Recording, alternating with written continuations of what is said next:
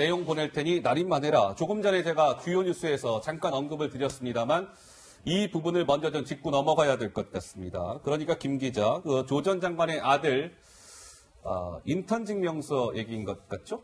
그렇습니다. 검찰이 수사 과정에서요, 디지털 포렌식을 통해서 삭제됐던 문자 메시지를 하나 확보를 했습니다. 정경심 교수와 최강욱 비서관 간의 문자 메시지인데요. 정경심 교수가 내가 내용을 만들어서 보내줄 테니 날인만 해달라라는 취지로 최강욱 당시 변호사에게 보내게 됩니다. 네. 그런데 검찰이 판단으로는 이후에 최강욱 비서관이 이를 꺼리거나 거절할 기색도 없어서 이게 불법인 사실을 알면서도 그냥 진행한 것 아니냐 이렇게 판단을 하고 있는데요. 또 아시다시피 최강욱 당시 변호사는 증명서를 발급해주면서 입시에 도움이 되었으면 좋겠다라는 취지의 문자도 보낸 것으로 알려져 있습니다. 자, 오늘 새로운 보수당에서는 공직 기강이 아니라 공직 기만 비서관 아니냐라는 논평도 나왔습니다. 직접 목소리로 들어보시죠.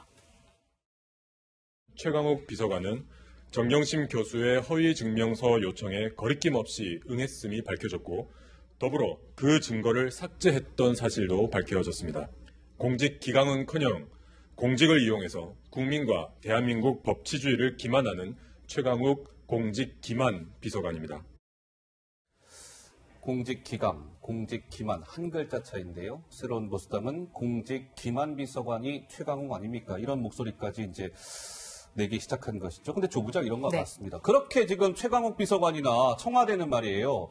최강욱 비서관이 조국 전 장관 아들 허위 인턴 증명서 발급액 전혀 사실이 아니다라고 얘기했는데 검찰의 판단은 180도 다른 것 같은데요. 네, 예. 최강욱 변호사 그러니까 현재 공직기강 비서관 그리고 윤도한 대통령 국민소통수석까지 나서서 검찰의 내용은 전혀 사실이 아니다 이렇게 발끈했었습니다만 너무나 구체적이죠. 네, 하나하나 짚어보면요.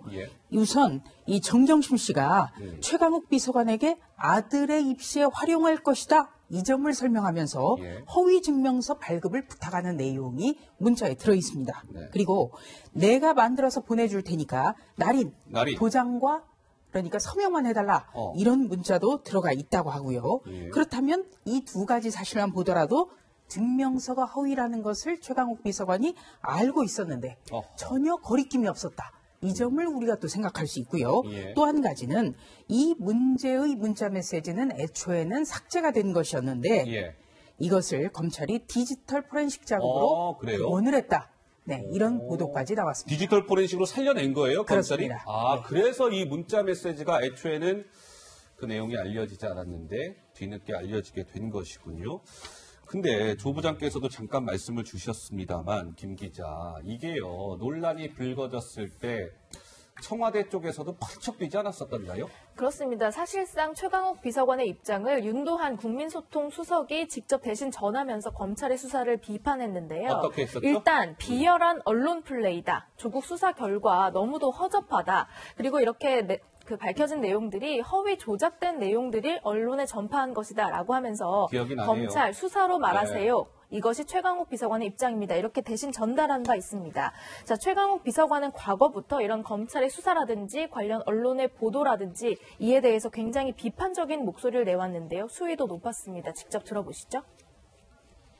검찰발 기사를 언론이 쓰잖아요. 그러면 그걸 받아가지고 지금 자유한국당 같은 이런 정치 집단에서 이걸 증폭을 시키잖아요. 보는 사람들로 하여금 저게 저런 거였구나 하고 세뇌되게 만들어버리는 이 짓거리를 계속하니까 지금 밝은 눈으로 이제 검찰의 잘못된 점들을 찾아내실 수 있고 또 그걸 살펴보실 수 있으니까 그걸 거기서 끝내지 말고 우리가 기억하고 잊지 않고 다음에 이런 짓을 저지른 사람은 정말 평생 고개를 들고 다니지 못하도록 만들어주겠다라는 거. 잘 있는 순간이고 쪽팔리면 영원하다라는 걸 확실하게 새겨주고 그렇게 검찰을 바꿔나갔으면 좋겠습니다.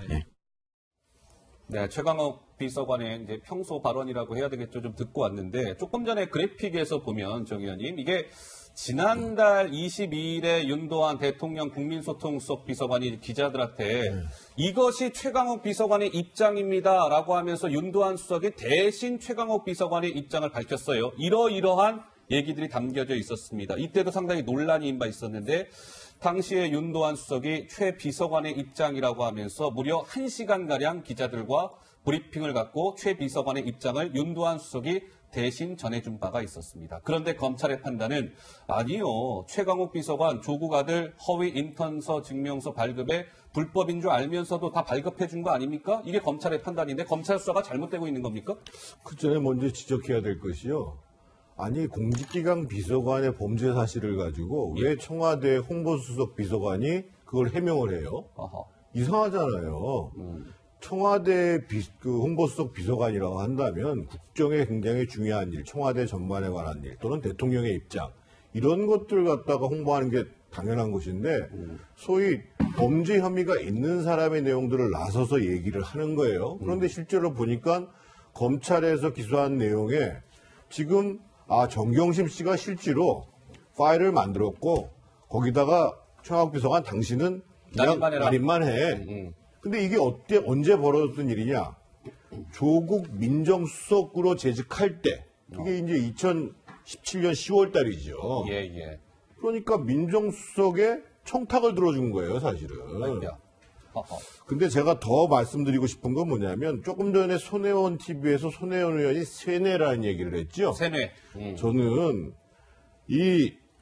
특히나 이제 이 윤도한 수석이 이런 얘기를 해요. 조국 수사 결과가 너무도 허접해서.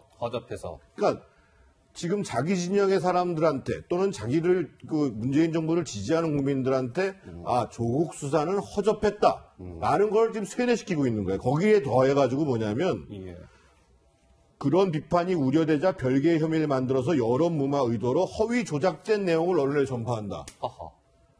그것이 실제로 범죄가 되는지 안 되는지는 법원에서 판단하는 문제인데 아니 청와대 홍보수석이 대법관이에요. 어떻게 그것을 허위 조작된 내용이라고 얘기를 하냔 말이에요. 그러니까 수사는 허접했고 허위 조작된 내용이다라는 걸 세뇌시키고 있는 겁니다, 이게. 참 저는 이게 정말 청와대 홍보수석 문제 많아요. 자, 우리 오 부소장께서는 어떻게 보시는지 모르겠는데 저 그래픽을 다시 한번 좀 보시면 이제 좀 내용이 좀 구체적으로 나오기 시작했단 말이죠. 그렇죠? 예, 정경심 교수가 최강욱 비서관에게 당시에 보냈던 문자 메시지. 그리고 당시에 이제 최 비서관이 조국 아들의 인턴 증명서를 정경심 교수에게 전달하면서 한 이야기. 문장으로 나와 있지 않아요? 그러니까 이쯤 되면 검찰의 수사가 잘못됐다든지 아니면 최강욱 비서관이 조 전 장관 아들 인턴 증명서 허위 발급에 깊게 관여했다든지 둘 중에 하나인 것 같은데 오 부소장의 판단은 어떻습니까? 일단 기본적으로 허위 인턴 증명서인지 아닌지 밝혀내는 게 검찰의 역할이겠죠. 그게 허위라면 정말 큰 범죄가 될 수가 있는 부분이고 국민들의 실망감도 커지겠지만 제가 예전에 프랑스 민간단체를 직접 운영하고 주한 프랑스 대사와 협력을 해서 저런 인턴 증명서를 발급해 준 적이 있습니다. 근데 요구를 받아요. 내용을 이렇게 해달라. 왜?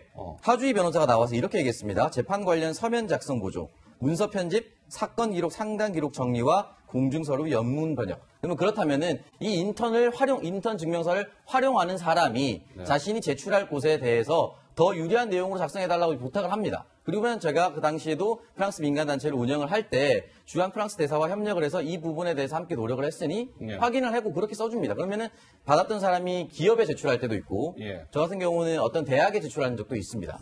그렇기 때문에 그 내용만 가지고는 뭐라 할 수가 없다. 다만 지금 제일 중요한 것은 허위로 정말 나가지도 않았는데 인턴 증명서를 발급해 줬느냐 이게 가장 중요한 문제지 않습니까? 저는 그 문제를 밝혀내는 것이 검찰의 임무라고 생각합니다. 네. 중요한 것은 증명서에는 사실이 적시가 돼야 된다는 거예요. 문제는 뭐냐면은 이 인턴을 하지도 않았는데 인턴했다는 증명서가 나갔다는 것이죠. 그렇기 때문에 최강욱 비서관의 이런 혐의 사실이 공소장에도 적시가 됐고 최강욱 비서관의 신분은 명백한 피의자입니다. 피의자. 네, 본인도 알고 있어요. 왜냐하면 검찰에서 출석하라는 소환 통보서에 도주의 우려가 있으면은 체포할 수 있다. 이렇게까지 돼 있거든요. 이거는 명백한 피의자라는 것이고요. 두 번째는 수사 결과가 이렇게 촘촘한데도 허접하다. 이렇게 몰고 가는 것. 이런 게 그야말로 비열한 언론 플레이입니다. 그리고 정태근 전 의원께서도 이야기하셨지만 이런 태도 자체가 세뇌예요. 왜 사실을 호도하려고 합니까? 그리고 본인이 이렇게 얘기를 하죠. 정말 평생 고개를 들고 다니지 못하게 만들어주겠다는 것이다.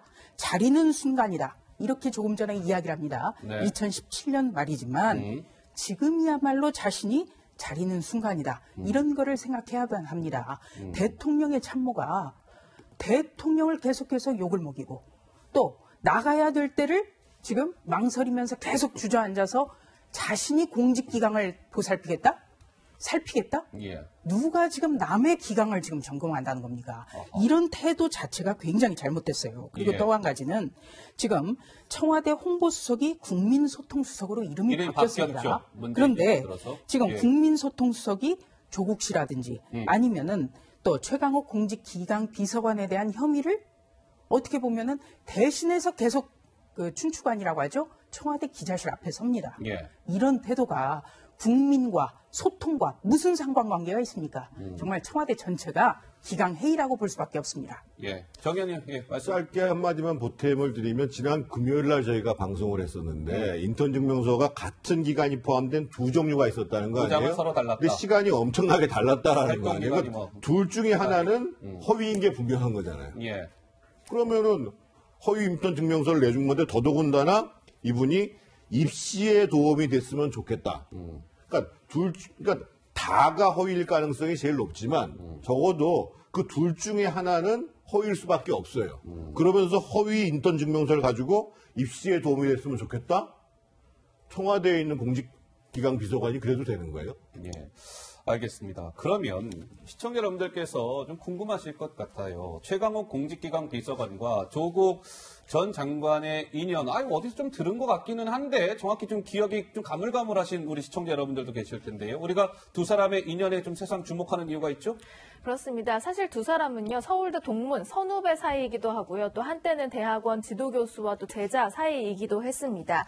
일단 최강욱 비서관의 조국 장관에 대한 이야기 먼저 듣고 오시죠. 우리 시험지 나눠주러 들어온 조교였어요. 촌놈 생각에 야 역시 여기 홍보대는 소사도 아주 잘생긴 사람도 쓰는 거야. 자꾸 말 걸고 장난치고 하다가 친해져가지고요. 조국 교수라는 분도 이렇게 보면은 자기는 정말 학자로서의 길을 도리를 지켜야 된다는 생각이 굉장히 강한 사람이고 항상 또 그 본인의 무슨 이름이 왜 외자고 그렇게 이상하냐고 제가 맨날 놀렸는데 왜 그러냐고 물어보면은 이제 자기가 옛날에 그 정말 기계 있는 선비 집안으로서의 그 자부심이 있어요.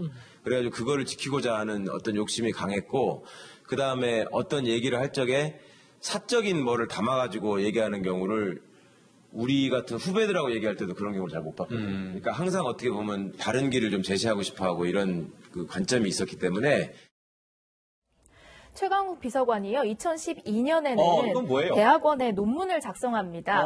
그 형사법 관련해서 논문을 작성하는데 이때 조 전 장관이 지도교수로 참석을 했습니다. 지도교수 조국이라고 보이시죠? 보이네요. 내용이 소비자 불매운동의 법리라는 제목의 논문이었는데요. 예. 이때 이제 지도교수로 심사를 하게 된 겁니다. 그런데 이 논문을 두고 조 전 장관의 것, 그리고 관련된 교수진의 것, 그리고 당시 판결문을 좀 짜깁기 한 것 아니냐라는 의혹이 당시에 번지기도 했습니다. 아하, 이런 게 있었어요? 또 이번에 또 처음 알았네요. 그러니까 최강욱이라는 분이 서울대 법대에서 석사학위 논문을 쓸 때 그 당시 그 논문의 지도 교수는 조국 전 장관이었다. 뭐 이런 것 같은데요. 시청자 여러분 한번 보시죠. 이 두 사람의 인연을 한번 정리를 해봤어요. 이렇더군요. 서울대 법대 조 전 장관은 82학번, 최 비서관은 86학번, 그러니까 4년 선배네요. 조 전 장관이. 그리고 논문 관련해서 지금 말씀드렸죠. 최강욱 비서관이 당시 서울대에서 석사 논문을 쓸 때 그 지도 교수가 조국이었다. 청와대 민정수석실 부분을 놓고 보면 2017년 문재인 정부 출범 직후에 조 전 장관은 민정수석으로 자리하고 2018년 9월에 조 전 장관이 민정수석 재임 시절에 최강욱 비서관이 공직기강 비서관으로 청와대에 이렇게 픽업이 됩니다. 그런데 말이죠, 시청자 여러분. 이 논문과 관련해서 한번 우리 조 부장 보시면요. 그러니까 이 조국 전 장관이 지도 교수였는데 이 최강욱 당시에 저 석사 논문이 무슨 표절 의혹이 있었다면서요? 네. 예. 언론 보도를 보면요. 이 석사 논문이 전체가 120여 쪽입니다. 그런데 예. 이 중에서 표절, 재인용 표절, 그다음에 어떤 논충 구조의 표절. 그러니까 쉽게 말해서 남의 논문을 그대로 가져다 쓴 것이 50여 페이지가 넘는다는 보도가 있어요. 어허. 그렇다면 이것을 과연 논문으로 봐야 하는가? 그런데 여기서 우리가 좀 생각해 볼 것. 조국 전 장관 같은 경우는 지금 석사 논문도 박사 논문도 표절을 했다는 의혹으로 서울대에서 지금 중점적인 어떻게 보면 검증 작업을 받고 있거든요. 본조사. 그런데 이런 표절과 관련해서 지금 의혹이 제기된 교수가 표절 논문을 지도한 거예요. 쉽게 말하면. 네. 그런 셈이 되는 겁니까? 예. 그리고 또 한 가지는 조금 전에 그 정경심 씨와의 문자 메시지에서 최 비서관은 지금 문자 내용을 보면 조국 전 장관의 아들의 입시에 활용될 것을 알고도 허위 인턴 증명서 발급에 적극적으로 관여를 합니다. 네. 이것을 우리는 업무 방해라고 해요. 업무 방해. 예. 왜냐하면 대학의 어떤 학사와 관련해서 중대한 어떤 업무를 마비시킬 수 있기 때문이에요. 그런데 변호사가 이 행위를 몰랐다? 변호사라고 할 수 있습니까? 네. 그렇기 때문에 그리고 또 이런 행위가 있고 나서 2018년 9월에 공직기강 비서관을 갑니다. 물론 이걸 해줬기 때문에 어떤 허위 인턴 증명서를 제작해줬기 때문에 공직기강 비서관으로 갔는지는 알 수 없지만 날짜만으로 보면 그럴 가능성도 있다라는 점을 배제할 수가 없습니다. 그런데 말이에요. 이 서울대 연구진실성위원회에서는 최강욱 당시 그 논문, 석사학위 논문이 부정행위라고 보기 어렵다라고 밝히긴 했으나 이거 저희가 좀 준비를 하나 시청자 여러분 해봤는데요. 이겁니다. 좌측에 나오는 게 이제 2009년에 주승이라는 사람이 쓴 논문입니다. 한번 보세요. 저희가 이제 급히 좀 준비하는 바람에 한번 좌측이 이제 2009년도에 주승이라는 사람이 쓴 논문. 목차를 한번 보세요. 그 소비자 운동의 의의 및 법적 보장, 소비자 보호 운동권의 법적 성격 등등. 오른쪽 3년 후에 2012년 최강욱 그분이 쓴 지금 석사학위 논문의 이 목차를 보고 계세요.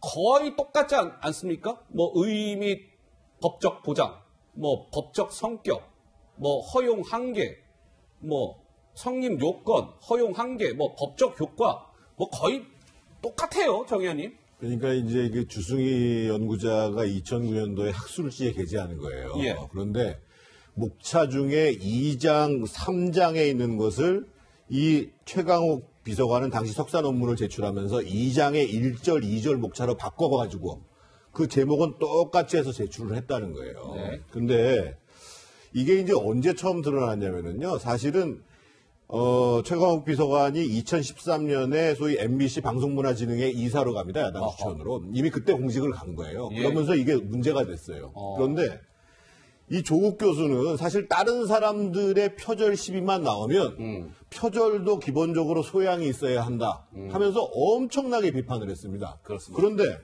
자신이 2012년에 2009년에 나온 연구 논문을 가지고 최강욱 비서관이 거의 제목도 똑같이 해가지고 2012년에 논문을 제출한 것을 심사하면서 이렇게 사실은 가까우니까 봐줬다라고 볼 수밖에 없는 거예요. 근데 자신과 가까운 사람에 대해서는 이렇게 관대하게 범죄적 사실은 표절을 받아들이고 남의 표절에 대해서는 정말 아주 매섭게 얘기했습니다. 그러니까 우리 오 부소장 보시기에는 지금 1년에 지금 이런 논란들 말이에요. 최강욱 비서관이 어쨌든 지금 또 논란이 되고 있는 대목은 이거예요. 지금 불구속 기소가 되지 않았습니까? 그럼에도 불구하고 공직기강 비서관 현직을 유지하고 있단 말이에요. 기소가 된 청와대 관계자 중에 현직을 유지하고 있는 것은 문재인 정부를 포함한 역대 정부 다 포함해서 처음 있는 일이다. 이런 지적도 나오는데 우리 오 부소장께서는 이쯤 되면 최 비서관 청와대에서 옷 벗고 나와야 된다고 보십니까? 아니 근데 사실은 이제 아직 혐의가 정확하게 밝혀지지 않았고 검찰의 내용만 가지고 그만둔다고 하면 검찰이 누군가를 타겟팅하면 모두 다 그만둬야 되거든요. 지금 나왔던 부분에 있어서 주승희 연구자도 나왔지만은 똑같이 인용한 부분이 있습니다. 2009년에 김봉수 연구자가 소비자 불매 운동에 관해서 이 논문을 썼어요. 그 당시 가장 많은 인용을 했던 논문입니다. 그렇기 때문에 그것이 아니고 그리고 또 조국 장관과 논문이 비슷하다라는 얘기도 나오는데 그 재인용 본문에 보면 격시나 김봉수, 이규호 판례 실무 연구에서 인용된 부분입니다. 그리고 조국 장관도 형사법과 형법에서 가장 논문 인용 지수가 높다고 하는데 그렇다면 조 전 장관이 쓴 논문 인용을 한 사람 다 표절입니까? 그렇게 저는 볼 수가 없다라는 것이죠. 또 하나 인용 가지고 문제가 됐던 부분 중에 하나가 뭐였냐면 2차 불매 운동이 미국에서 금지된다. 이거는 한겨레에 기고된 논문과 기고문이 따로 있습니다. 그걸 동일하게 인용했다고 해서 이걸 표절이다라고 볼 수는 없고 그리고 더 중요한 것은 서울대 연구진실성위원회에서 표절이라고 보기 어렵다. 부정행위라고 보기 어렵다. 예전에 이미 얘기를 했던 부분입니다. 알겠습니다. 네. 우선 제가 좀 말씀을 드려야 될 것 같은데요. 이 논문은 저도 써봤는데 이 논문에서 중요한 거는 가장 권위적인 학자의 가장 권위적인 학설을 가져다 씁니다. 그런데 이것을 분명하게 언제 어디서 얼마나 언제 어디서 썼는지를 출처를 반드시 밝혀줘야 돼요.